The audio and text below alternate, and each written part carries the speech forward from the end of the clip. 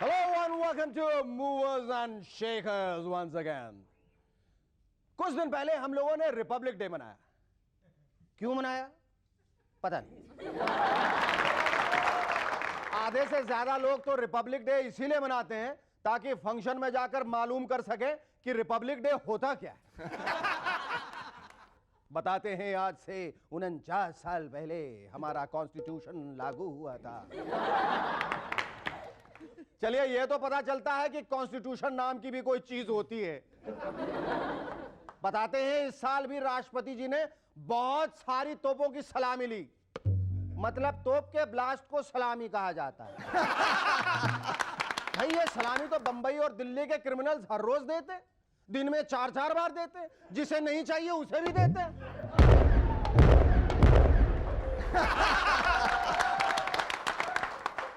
Air force के हवाई जहाजों ने राजपथ के ऊपर अपने स्टंट्स दिखाए.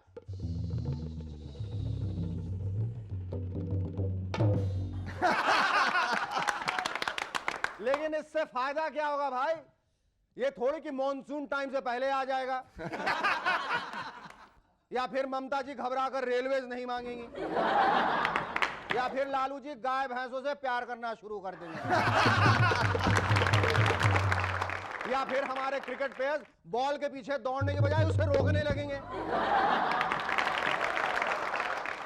ऐसा कुछ भी नहीं होगा, बिल्कुल नहीं होगा, कदापि नहीं होगा, हरगिज नहीं होगा. इसलिए आप लोग चुपचाप बैठिए और एमएनएस का तमाशा देखिए. Our guests tonight are Nadira Babbar and Abhijit Sanya. But before that, give a large round of applause for Shahrukh and his rubber band.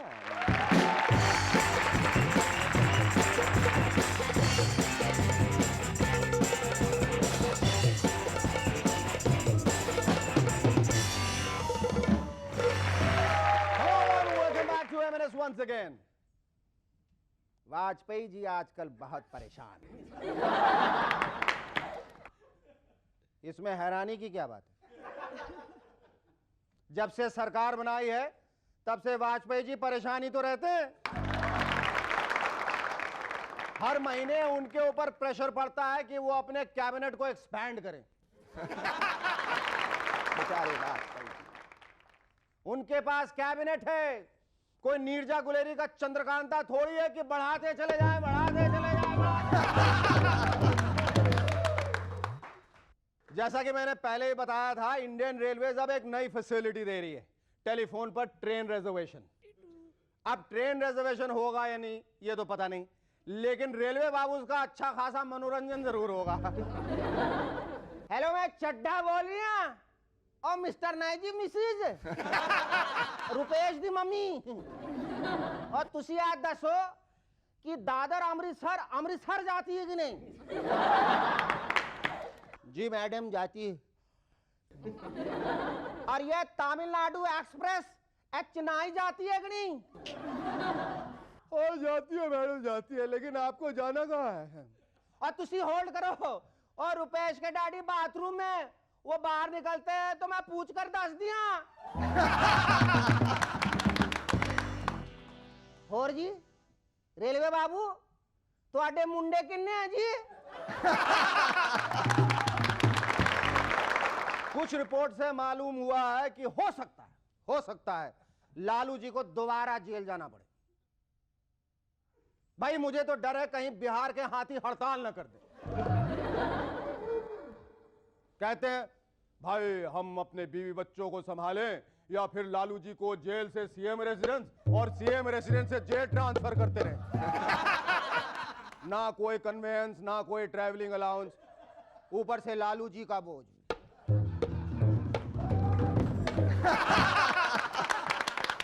Bihar के हाथी तो फिर भी शरीफ हैं. आसाम के हाथी को देखिए, वो आजकल गांव में घुसते हैं, घरों को तोड़ते हैं, मटकों में भरी शराब पीते हैं और फिर जंगल में जाके डांस करते हैं। जब से माधुरी जी गजगामनी में काम करने लगी हैं, सारी हथनीस को सुपीरियरिटी कॉम्प्लेक्स हो गया है। आजकल तो आसाम की सारी हथनीस धक धक की बीट पर डांस करने लगी हैं।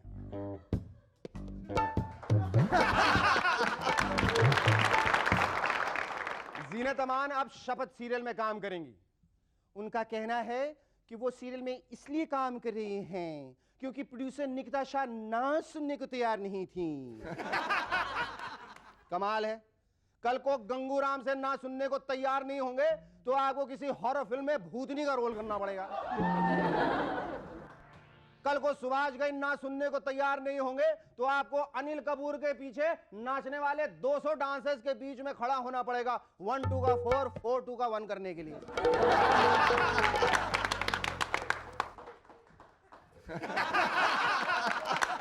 नहीं समझ में ये नहीं आता कि हमारी हिंदी फिल्म के हीरोइन इतनी बेबस क्यों होती है? क्यों होती है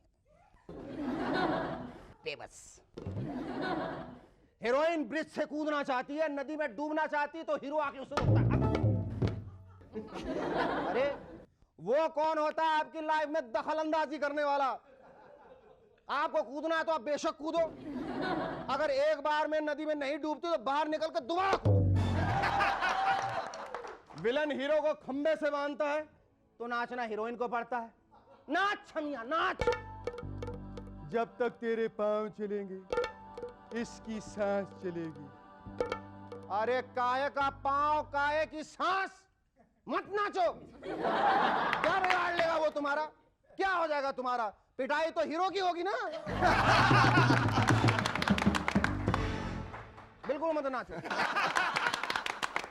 श्रीलंका के प्रेसिडेंट बंदार नायके के बारे में कहा जाता है कि अगर उन्हें लंच पे इनवाइट कीजिए तो वो डिनर पे आ जाती। उनसे तो अच्छे हमारे नेता हैं। अगर मंडे को 2 बजे किसी फंक्शन में पहुंचना होता है तो मंडे के 2 बजे ही पहुंचते। यह दूसरी बात है कि 7 दिन बाद पहुंचते। कल्याण सिंह जी ने कुछ दिन पहले अपने बर्थडे पर एक हाथी के माथे पे तिलक लगाया। अरे बर्थडे कल्याण जी का और तिलक हाथी के माथे पे। कल्याण जी हाथी तक तो ठीक है, मालूम चला कल को आपके घर में पोता पैदा हो और आप पोलियो का टीका पड़ोस की रमोला आंटी को लगा दे। Our first guest in M&S tonight is a multi-talented lady who's also been the pioneer in children's theatre. Ladies and gentlemen, please welcome Nadira Babbar.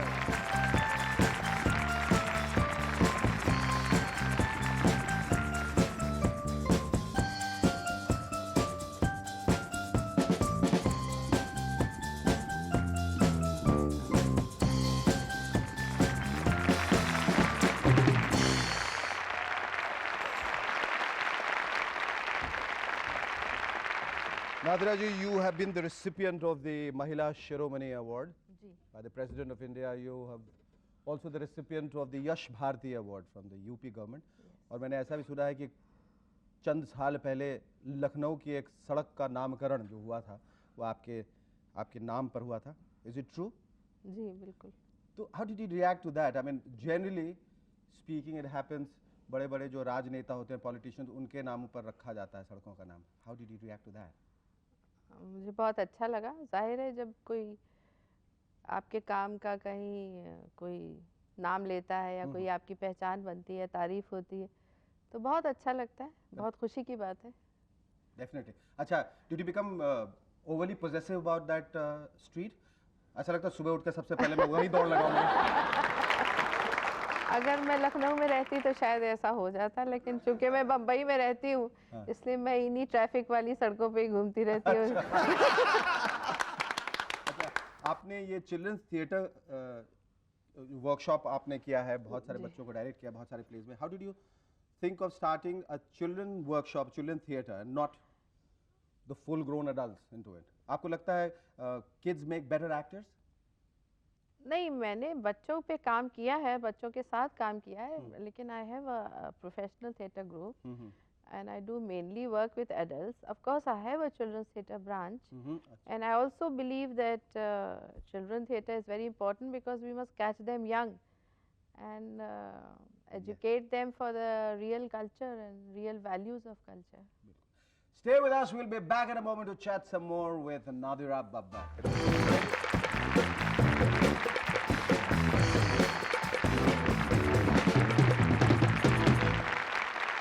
Hello and welcome back to M&S once again. So talking once again about theatre, what are the kind of plays you always wanted to do in Bombay? कि मुझे ऐसा लगता है कि यहाँ बहुत ज़्यादा commercialization है theatre का भी. अगर हमें ये पता हो कि हमारी नीयत क्या है, अगर हमारी नीयत ही खोटी है कि हम सिर्फ इसलिए थिएटर कर रहे हैं क्योंकि हमें कुछ सेंसेशन करना है या सिर्फ पैसे कमाने हैं, तो पैसे कमाने के और भी बहुत जरिए हैं, फिर थिएटर पे ही मेहरबानी करने की क्या जरूरत है? आपके पेरेंट्स माशाल्लाह दोनों बहुत they are great writers.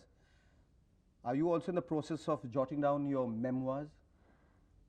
मैं सोच रही हूँ बहुत दिन से कि कुछ लिखूँ, अच्छा मतलब लिख भी रही हूँ, काफ़ी सारी चीज़ें मैंने लिखी हैं, कई सारे अडेप्टेशंस की हैं, मेरी पोएम्स भी जा रही हैं पब्लिशिंग में, लेकिन एक तरह से ये नहीं मैं कह सकती कि I am a full fledged writer as such. I mean I am more of a theatre worker than a writer.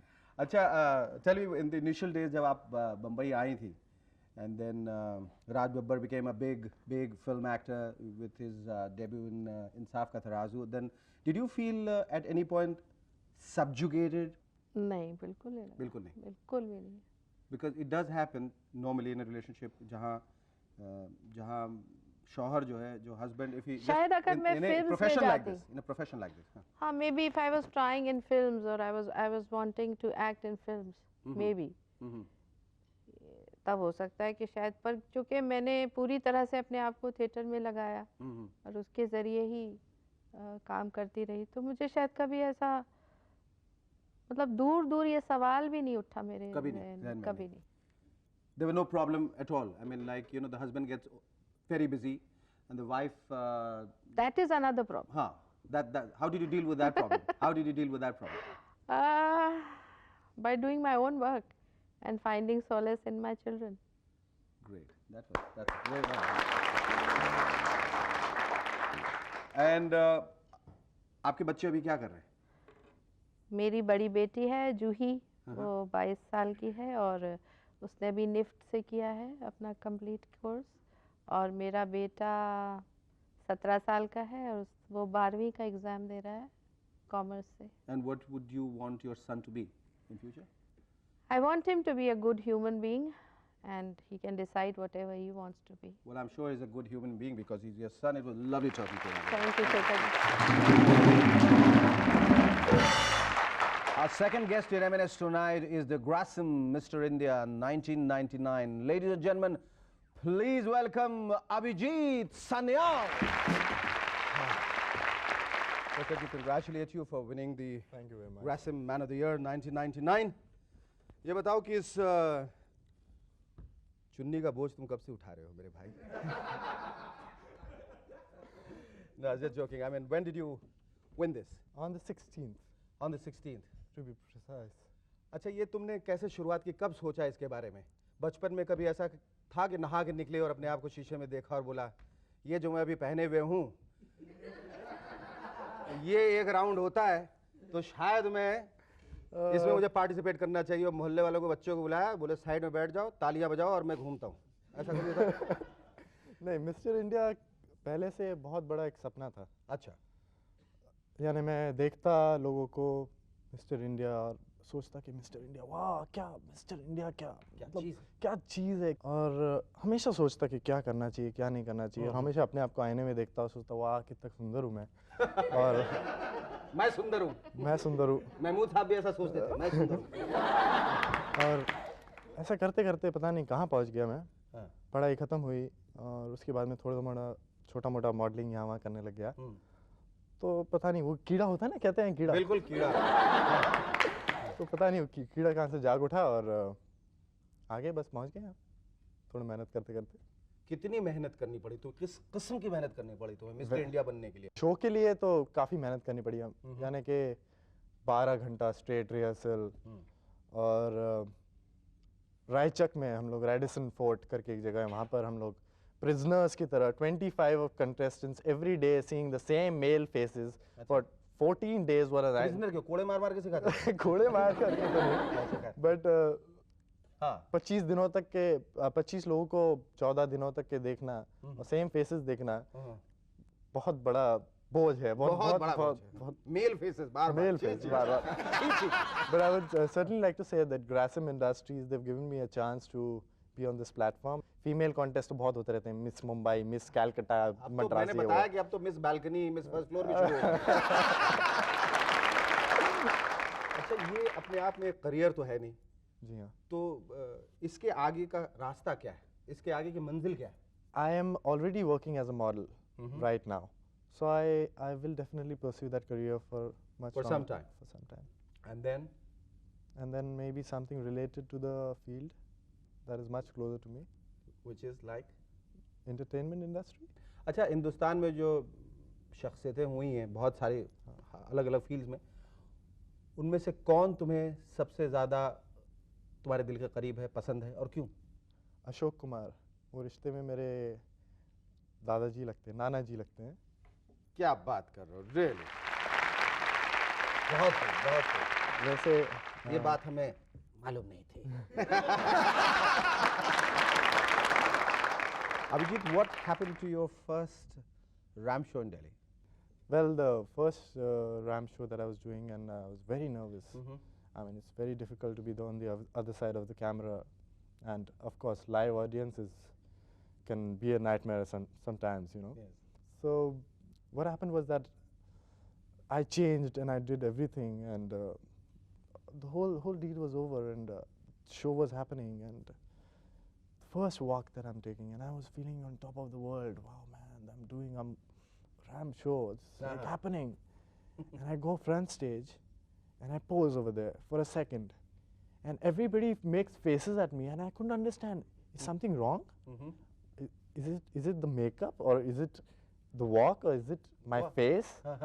They don't like my face and someone points out like that, hey you there, and I'm like what, and I look down and it's open man, flies open. Fly, Robin, fly. And I could not believe myself. I could not believe it. How did you deal with that? Did you just turn around, do it, or what? I just got up. I took my suit this way and zoop, that's how I do it. And everybody clapped. I thought I can deserve a clap right now. Yes, definitely. Thank It you. was lovely talking to you, Abhijit. Great. Governor Wise, stay tuned. We'll be back in a moment. Thank you.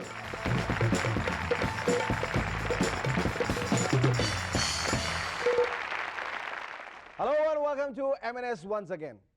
मेरी समझ में ये नहीं आता कि धर्मपाल जी को ही man क्यों कहा जाता। भाई हर आदमी को ही बोला जाता है। कभी आपने सुना है किसी आदमी को शी बोला गया हो? She is my brother. She is my uncle. Hello uncle. और दिलीप कुमार साहब को ट्रेजेडी किंग क्यों कहा जाता है? कच्छे वाली ट्रेजेडी तो अभी अभी हुई है। और इतने सालों से आप ट्रेजेडी किंग हैं। और सुभाष घई साहब को शोमैन क्यों कहा जाता है? उन्होंने तो अब तक कुछ भी एक्सपोज नहीं किया है। फिर भी आज का ये खत भेजा है जयप्रकाश जी ने फरीदाबाद हरियाणा से। यार ये फरीदाबाद से बहुत खत आ रहे हैं, संभालो, पकड़े जाएंगे। एक बच्चा कुंभ के मेले में गुम हो जाता है तो एक पुलिसमैन के पास जाता है और कहता है, पुलिस अंकल, क्या आपने किसी ऐसी लेडी को देखा है जिनके साथ में उनका बच्चा नहीं है और जो देखने में बिल्कुल मेले जैसा है?